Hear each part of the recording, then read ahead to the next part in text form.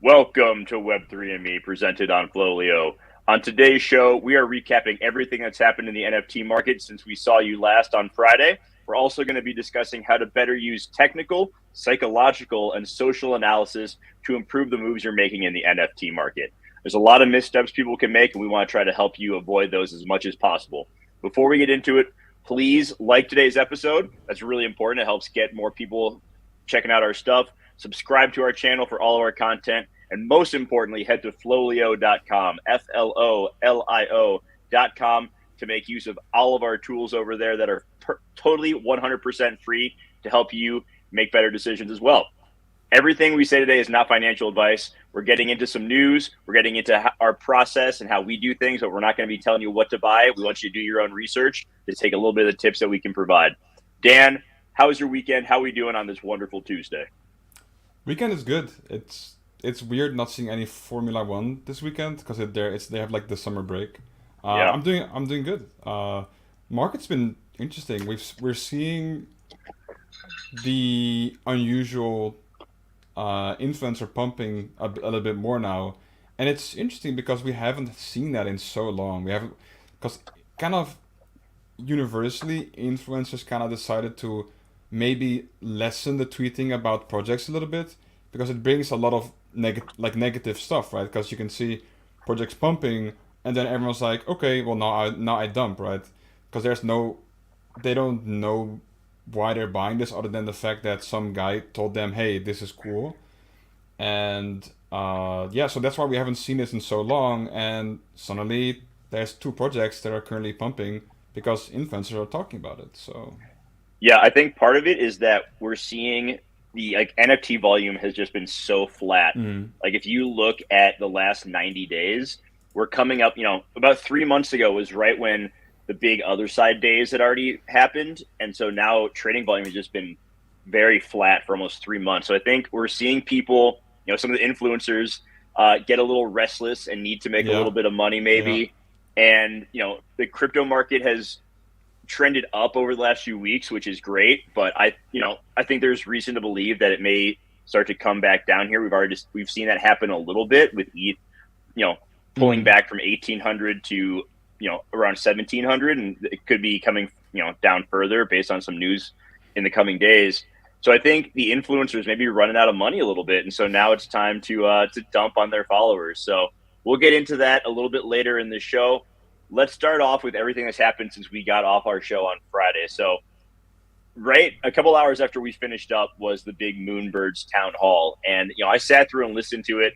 I don't want to get too deep into it mm. because we could spend an entire episode talking about it, but at this point, it's already been beaten to death on Twitter. Did you listen to any of it, Dan?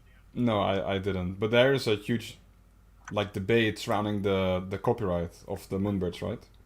Yeah. So on Thursday, Kevin Rose, CEO of Proof that runs Moonbirds, announced that they were going from holders owning the IP rights to it being CC0. We talked about that briefly on Friday, and the issue that most people had wasn't around the CC0 because 99.999% of people are never going to make use of their IP Yeah. rights. Like I didn't buy a Bored Ape because of the IP rights. I know myself. I'm not going to put in the time to build a brand around an ape. Like that's just not my thing. It was more like the communication behind it and how that was Mm. done. And I listened to the entire 2 hour Twitter Spaces because I wanted to hear directly from the team running it. I don't own any Moonbirds, but I spent a lot of time in the NFT space. I was interested, and to me, it just came across as just it almost felt like they were annoyed to be there and having to answer to people. And there were a lot of holders that were very upset, and it seemed like there was a lack of empathy from Mm. some of the team, and they said some things that were just like kind of head scratchers, and definitely we've seen it reflected in the Moonbird floors. It's taken a pretty noticeable dip, down to around 15 ETH. Mm. It got as low as like 13 and a half. It rebounded from there. We don't need to talk about it too much, but a few weeks ago I put out a tweet actually asking if some influencer could FUD Moonbird so there'd be a better price for me to get in at. Then they do it themselves, and now I have no interest in buying into the Yeah, project. So yeah, that was kind of an interesting turn of events there. yeah. There's nothing more annoying when a founder goes like, ah, "Okay, I'll answer your question," right? Like a very disinterested like kind of mood. So Yeah, it's sad to hear that. there was the holder of the rarest moonbird came on stage because he put out, some information that he lost out on like a huge Yeah, licensing deal because of this, like 6 figures. And Kevin Rose, his response was, "Well, that's a bummer." And I'm like, "Wow, it is, really? isn't it? That's the best you're gonna say, like verbatim." And then like there's just I don't know, there's a lot of you know just dismissive, attitudes towards it. So it I don't think it was a great look. We'll see what happens. They have their, I believe it's called Future Proof on August 30th, that they're kind of laying out a lot of what's to come. And it feels like they've put a lot of pressure on that to provide some great information to reestablish confidence in the project. Because a lot of people, plenty of people are still very confident in Kevin Rose and the team. That's great. A lot of people Mm. are also kind of concerned that, maybe this is showing some more cracks in the foundation that could spread if something big isn't announced in the coming weeks. So we'll keep an eye on that. I'm interested to see how it plays out. But, we can move on. There was a decent amount of action both up and down in the market this weekend. We saw a few projects pump pretty hard. Bored Ape Kennel Club saw a nice little run up. The rare Ape Pepes have gone as high as like 0.75, I Yeah, want to point seven say. five. Yeah, And this is one where like I'm in a group chat and I heard about these at like 0.02 and I just ignored it because I was like, I think these are ugly, whatever. But mm. those have run up pretty well, so that's pretty wild. Yeah. I saw them at like point two, I think, and I was like, Okay. not the rare Pepes.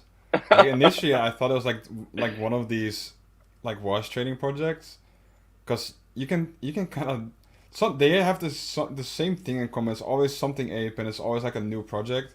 Well, actually, Yeah. I don't know. I don't think they're new actually. I think they've been around for quite a long time, but no one bought them.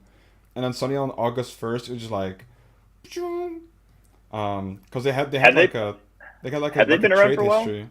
They had like a, if you look at the volume history, you can see like some like sales here and there, and weeks ago. Not sure if that's accurate, but Huh. Okay, I'm gonna look real quick and see like when, because like I'm seeing some that were just minted like 9 days ago. maybe they like had a sudden like Influencer pump, explosive. maybe. Maybe. Hey, I wouldn't be Hey, surprised. anything's possible, man. Yeah. Oh yeah. Yeah, And we then one saw thing. that. Okay. Go ahead. Go ahead.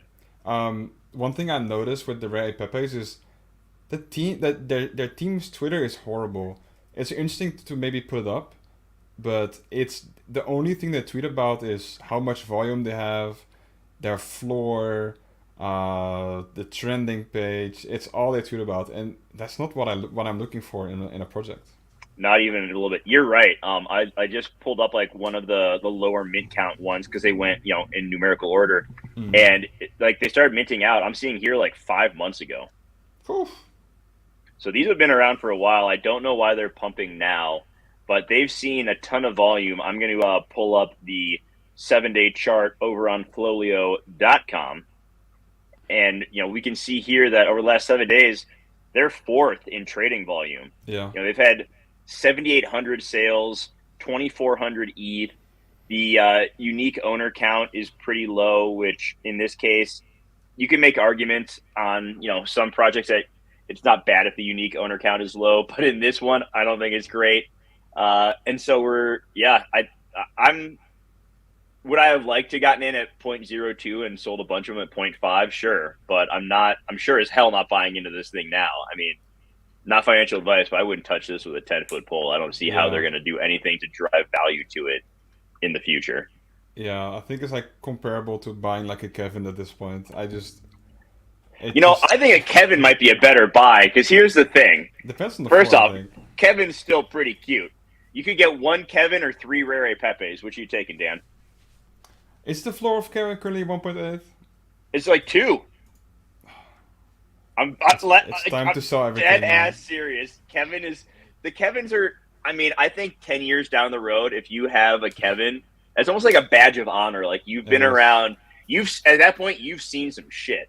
Like if you still have a Kevin in 10 years, you've seen some shit go down. So I Uh, think that's a pretty good hold. If you're if you don't care about money in any way, shape, or form, you should definitely just hold a Kevin, put it in cold storage for a decade, and come back in the future. Because man, that's pretty wild. Yeah, Kevin really is a relic, so to say. That was a simpler time when everyone had a lot more. Yeah, the floor of Kevin is two. Hold on, did they change the Yeah, art? that yeah they changed the art. Have you seen the new Um, Kevin? the new Kevin is the old Kevin, I believe. I think they wanted to keep him intact, which I respect. Let me hold on. Let me just pull this up real quick because they did change. Like I'm seeing a Kevin that is different. Yeah, maybe is that like refresh metadata? I'm not sure. Yeah, But the Kevin still looks the same though, just with a different. the Kevin still looks the same, but the background. I like the beach background. Quite honest, I don't like this new background. Yeah, it's You because know, it's. it's not as I think good. it's. Yeah, I mean the beach background kind of hits different, right?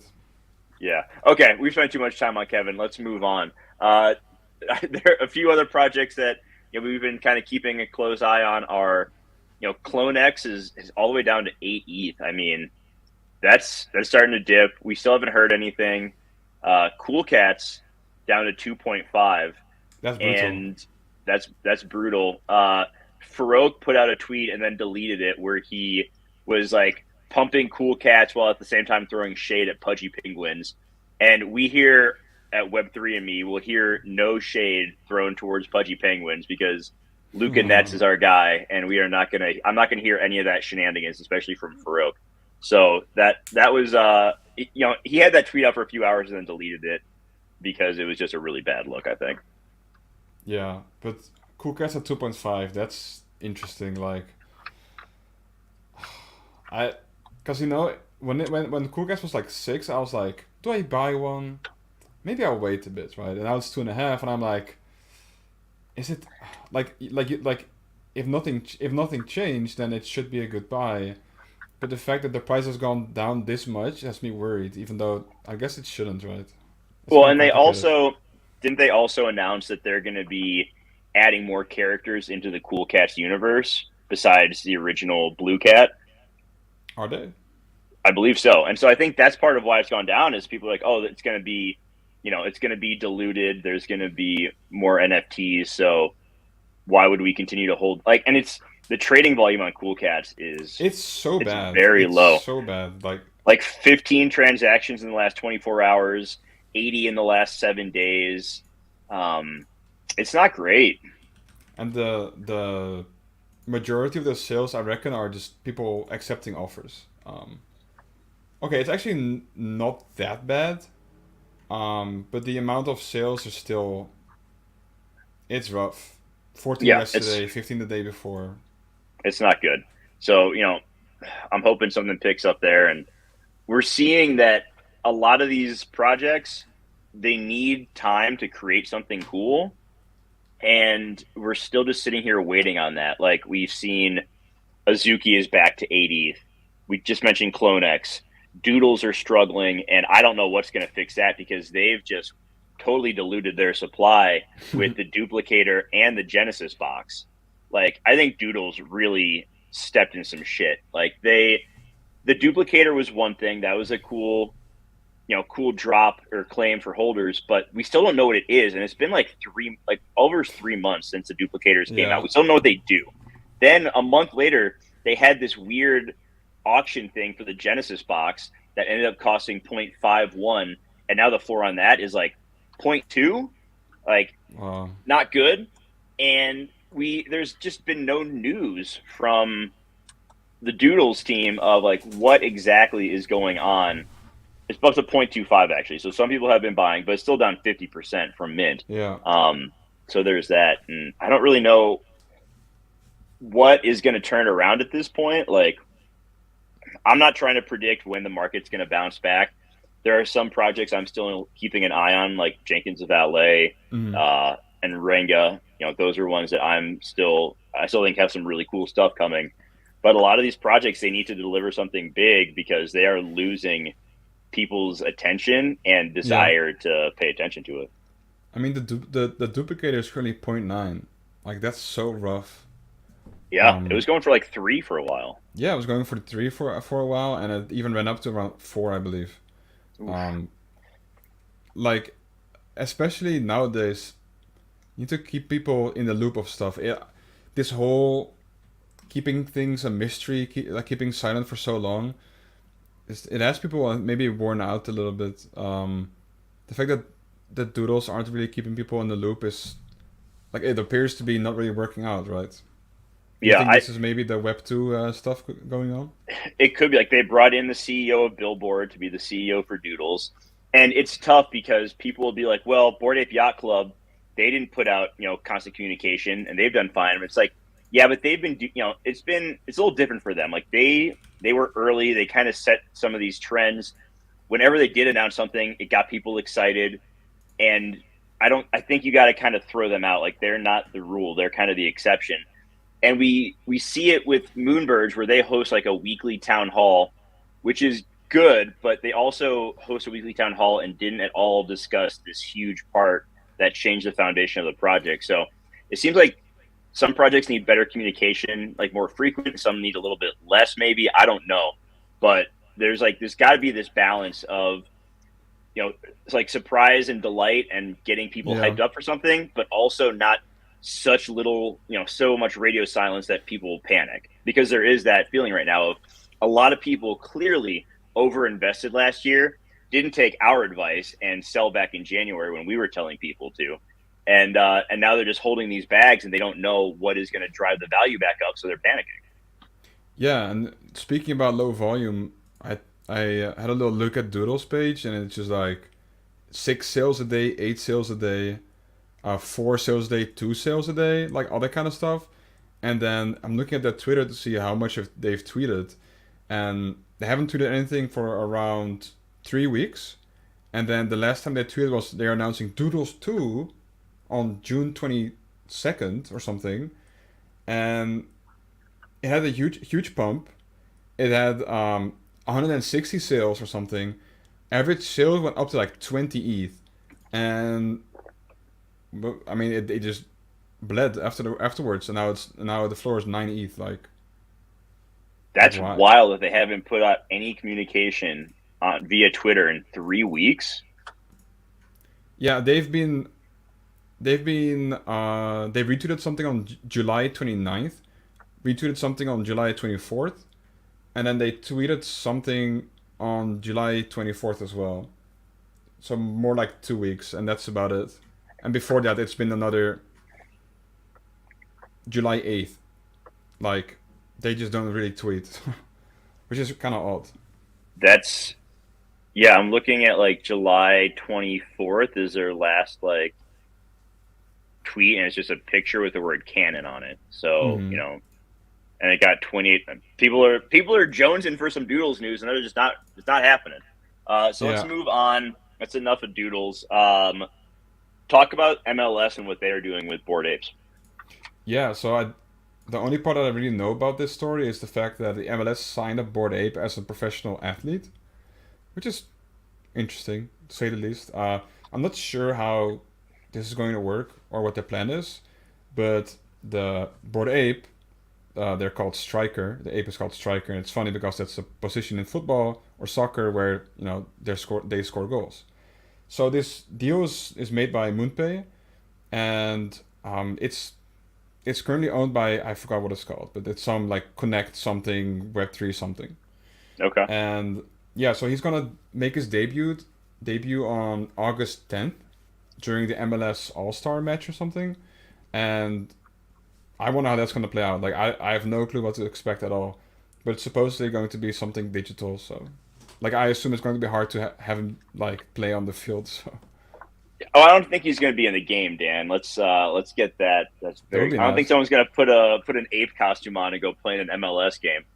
I expect the reaction to this is going to be similar to any time that a Web 2, like that a Yeah. non NFT brand puts something out of the right click savers are going to come out from their holes and start like shit talking NFTs, because that's just how it works these Yeah. days. I mean it's a scam, Um, right? So yeah, it's a Ponzi, and you and yeah. I, we're just gonna be at the very bottom of that Ponzi, Dan. And we So, all we do is we launder money. So yep.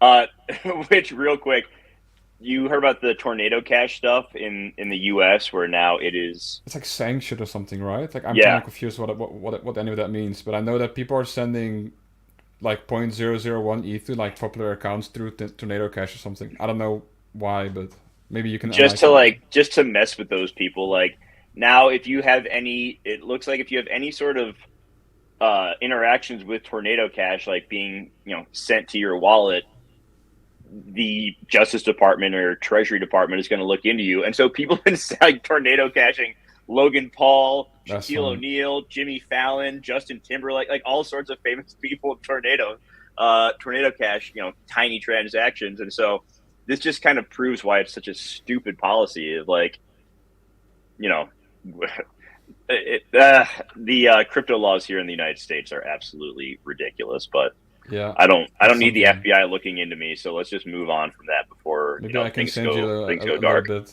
I can send you a little bit through Tornado Cash.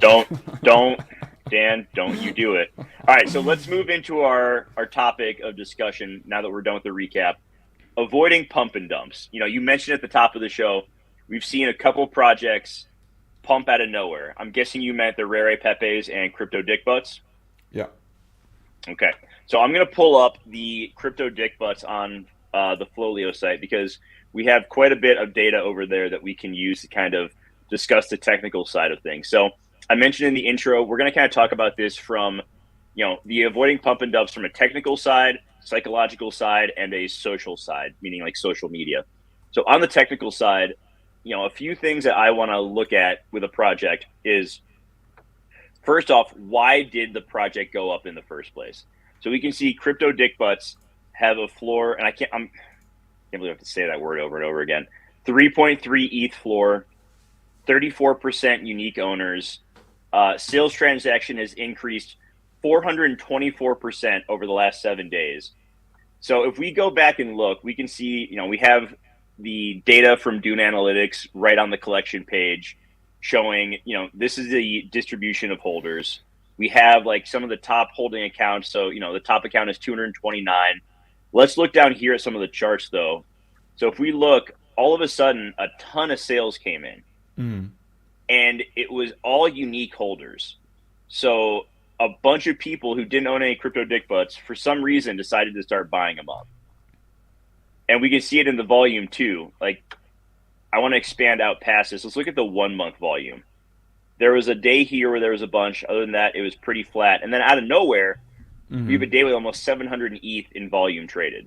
So right there, that's kind of, a head scratcher. If we look at the floor price chart, it was down to 1 back in July. We saw a little bit of a move up and then a rip from 2 to 4. And then now it's starting to like come back down a little bit. So Dan, on the technical side of these things, what do you look for outside of, anything besides trading volume and floor price? I mean, it's hard to really look at a project and be like, oh, well, I mean, the only thing that is really like a key thing is like, you preferably don't want like a low unique ownership. 30% is a little bit rough, but you tend to look for around 50% in that regard. But it's pretty interesting. I wonder if there's like we can see the unique owners, the unique. Wait, could you scroll up a little bit? I forgot. Yep. Yeah, okay. So the unique owners take like a huge increase, and of course, this means that a lot of people FOMO in, and then the question is why, and why. Apparently, like some people talked about it from the outside, quote unquote influencers, and that does things to the price. And if you look at the floor now, or the amount of the amount of transactions, there's in the last day there's been 24 transactions, and probably more than half of those are people who just accept offers. So the question is, what is the floor going to do in the next week? When people stop talking about them. Yeah, and you can't fade memes in this market and in this culture, but at the same time, FOMOing in when you see a project start to make a big move up just out of nowhere, in my opinion, is usually a pretty big mistake. Because if you bought in a couple days ago at 4, we've already seen the price retrace down to 3.3 for the current floor. So you're down 0.7 ETH because you bought the top of this. So, this I think it is like just one of those kind of pump it up situations. I've heard the argument that in a project like this that had, held a 2 ETH floor for a while, having the unique owner count low isn't bad because it just meant, you have to look at who the holders are. Are they like well-respected people in the community who are holding a bunch of them for the long term? Are they flippers? Like, what is it?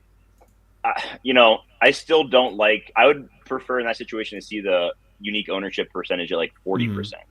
30 is pretty low. It is quite low. And that's something you see with these types of projects where it's like either a free mint or like a mint that's been so slow that the owners are like, okay, you can mint up to 20 maximum per person or something, right? And then quite quickly you'll see like a 10K project where the unique ownership is like 800. And then the second the floor moves up, you can see them being like, okay, I guess I'll list 5 of them, right? And if everyone does that, you're gonna have like half the project listed on OpenSea, which is like not amazing for the floor per se. Yeah.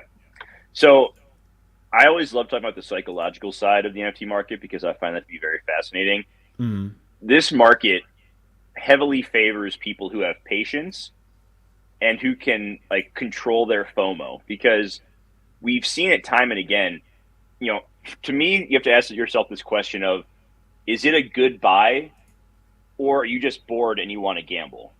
Because it's a very big difference right there. And granted, the NFT market moves quickly, floors move up fast. So you can't hem and haw for days on end and expect the floor not to move. But you have to ask, like, okay, is there a reason this is running? Should I get into this now because it has upside potential? Or am I the holder of one of the projects we discussed earlier, like a CloneX or a Doodles, who there hasn't been anything going on with my NFT projects? I want to just like throw some money and try to catch up on some makeup on, these losses I've had. If that's the case, you should not be buying the project, like, period. I'm assuming you agree with me on that, Dan. Yeah. No, actually, I think you're wrong. Oh, yeah, okay. If you see this, like, if the floor goes up, it means you should buy immediately, right? Like, come on, right. Guys. It's when you buy something, you have to ask yourself, like, why am I buying this? Honestly, just always asking yourself questions is really important. If you just go out and buy stuff because some guy with fuzzy hair and a beard tells you that it's like a good idea, then maybe, of course they don't say it like that, but if you see like some big person on Twitter suddenly being like, changes their profile picture and then starts tweeting about like the project in general, that's when volume spikes. And it's why, like, this is why so many of these influencers just stop doing it. Like, you don't see Gary Vee anymore talking about some random project, because we've seen what happened last time. Like, it's just a very bad look. It hurts your brand, like, in general. With him, we saw it with Crypto Skulls, right? Yeah. Wasn't that the last like big one that he tweeted about? And then the floor ran up, and then we learned that Crypto Skulls, like, the team was still holding a ton of them and we're dumping it, and it was just a really bad look. Like, I'm pretty sure that was the last time Gary tweeted about a project that he was into. Yeah. I mean, he probably was like, "Well, I'm never gonna do this thing again," and like, it's on one side you have to kind of feel for him. Like, it's kind of, being large means you have influence, right? This is why we call them quote unquote influencers. And so sometimes you just want to, you just want to tweet about a project, right? Like, because I sometimes tweet about Wolf Game. If I was large, then it's something, it would seem like I'm trying to pump the project, but sometimes it's just interesting to talk about. But like, you have to think about what you're tweeting, right? Like, especially with the ones that you mentioned, the Crypto Skulls. That's rough, but I mean, it's hard to dislike them, right? Because, man, imagine having this like project from, well, maybe like 2000, what was it, like 17 or something, and you're holding on to like 500 of them, and then some guy is like, "Hey, this thing is so old, you should buy this. This is kind of amazing," and then 4 pumps, and you're like, "Guess I'll sell everything over the course of the next 4 days." And this is my chance. Get me the hell out of here. You're raking millions. It's kind of amazing, but yeah, I do think that we see it. The NFT and crypto markets never close, right? Like, the stock market at least closes every day. It has days off, but people get so used to always being able to trade crypto and they get impatient, and there's not a long enough perspective for a lot of people. Like, you need to like take a step back and realize that you're not going to get the 4 to 3x overnight, right? So I think most people, and we've seen the data support this, are not profitable trying to flip stuff. That was true last year when the market was even more liquid and there was more interest. In these current market conditions, I mean, it's a really bad idea. Like find projects that you like, do Yeah. your research, and expect to hold on to it for a while and let the team do something. And if all that the team behind it is doing is tweeting about the trading volume on it, like you mentioned with the rare ape pepes, maybe you shouldn't be there. Yeah, and just to talk a little bit more about what we saw previously with the rare. Wait, no, that was not the rare papers. That was the CryptoDickButts. Hmm. Their unique holder like chart. To compare this with, for example, Azuki, on the 1st of April when they saw the huge pump, because I just looked it up at on our website FLOLiO.com. It's kind of amazing, I promise. Um, we saw their holders went up from um, wait 5,478 to 5,525. So their holders went up by like a little bit, even though the Hmm. floor pumped like a lot. So maybe this means that in order to have like a healthier pump for the project, you need a mixed bag of current holders buying more, new holders buying in, and current holders selling. I think once you have this all in balance, you see it's more healthy for the project. When you see it's primarily new people coming in, apparently it might be bad for the project. It's something interesting to think about. So I'm going to share the Azuki page real quick because we can see, it's been about almost exactly 3 months since there was the Zagabond news that Yeah, he you had can you rug can this through his see. project. And you can see it Yeah, literally was actually 3 months to the day. It was yeah, May 9th that this story came out, I believe. And we can see this chart. It's a pretty noticeable drop um, in that time. And it had a little bit of a resurgence, and now it's just kind of back to that same place. And we're once again waiting for Azuki to do something. Like they have, uh, they're like jackets or whatever, but they're still, and the beans have struggled, in the wake of all of that. So still more to come from there. But yeah, I think we got the technical side of it, the psychological side of it, and we'll touch a little bit more on the social media side.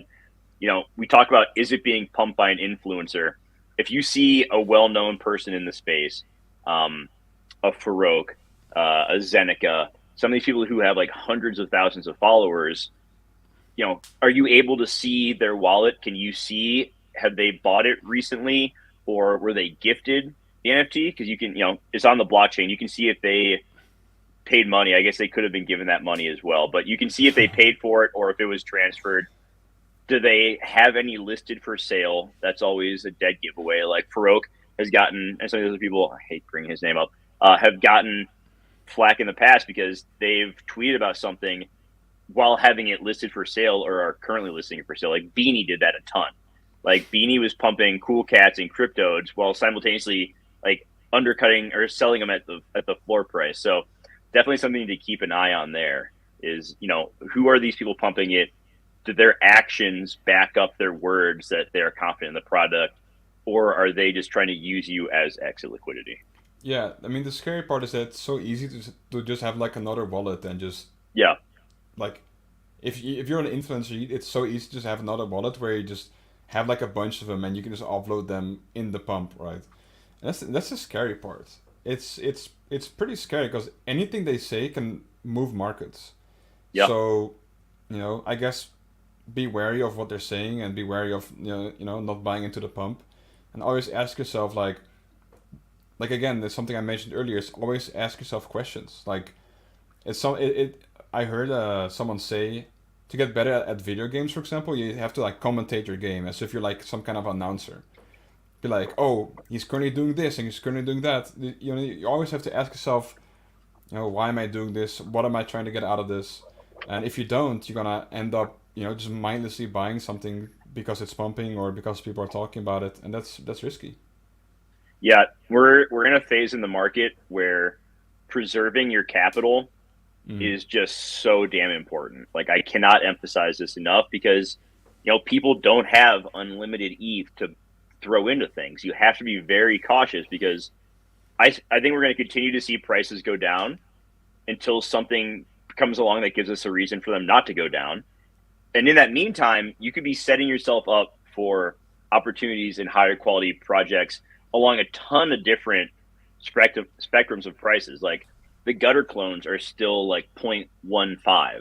I think I would rather have a full gutter clone set than a rare Pepe right now. That's for damn sure.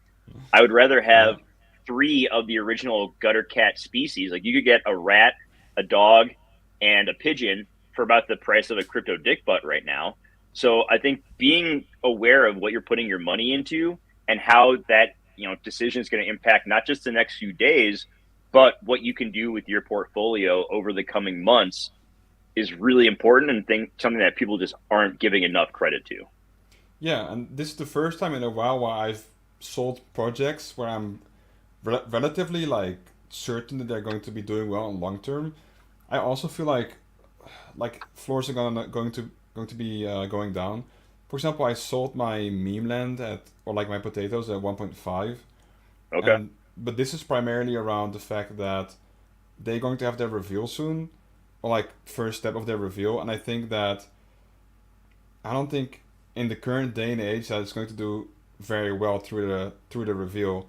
And that's also things to keep in mind when like buying or selling these projects is, there's more that goes on outside the fact, like outside of Twitter, for example, right? Like, there's a reveal, there's a global economy, like there's so many things that factor in like the floor price. Yeah. I'm curious. So you sold both of them at 1.5? I sold one at point 0.9, I think, and Okay. I was like, I'll hold the other one. Then I ended up selling it at 1.5, and if it dips after reveal, which I think it does, so like the first stage of reveal, I'll buy back in for sure because I think the project's solid. What else have you had your eye on anything else? I'm just kind of curious what's going through the mind of Dan Vondelok right now. Like, Everything. what are you looking at in the market? I mean, always Wolf Game, honestly. It saw like a huge bump in their token price. It went from 2 cents to almost 5 cents, I think, and now it's back at 4 cents, which is like Okay. pretty significant, like more than 100%. I mean, And yeah, it doubled. That's not insignificant. yeah, It I mean, doesn't matter that this token's only 5 cents. yeah, I mean, I did DCA at like 20 cents, but let's forget. Let, You know what? That's the past. That's past Dan. Current yeah, Dan making good decisions. That's great. there you go. Yeah, no, I think Wolf Game is always interesting to look at. They're gonna have their land reveal in this quarter and the full game allegedly in next quarter. And you can also ask yourself, is the market going to be better next quarter? And if you think that it is for various reasons, then maybe investing in something more long term that has like a huge development in Q4 might be a good play.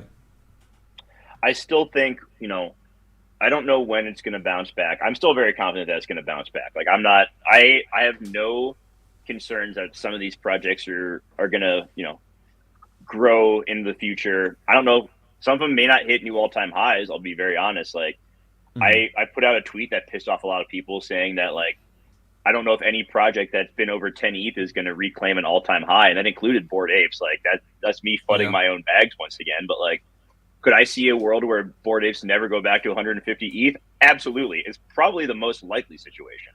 But that doesn't mean they can't provide more value in the future. So just something to keep in mind there.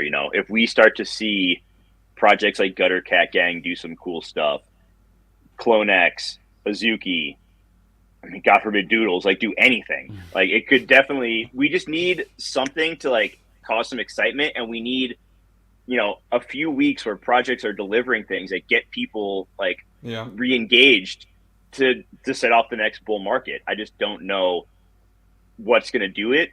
And at this point, I feel like you just need to place, put some thought into where you're placing your bets and just let those bets, sit there for a while and see what comes of them and not immediately panic if the floor doesn't go up in the next few days.